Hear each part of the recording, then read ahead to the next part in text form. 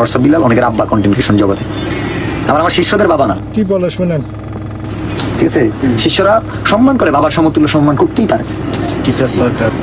কিন্তু টসবিলের শিষ্যরা, তোমাদের কি মা বাপ নাই? তোমরা কেন আরেকজনের বাবার সমতুল্য মনে করো? তোমাদের কি বাবার অভাব নাকি? মা বাবার অভাব?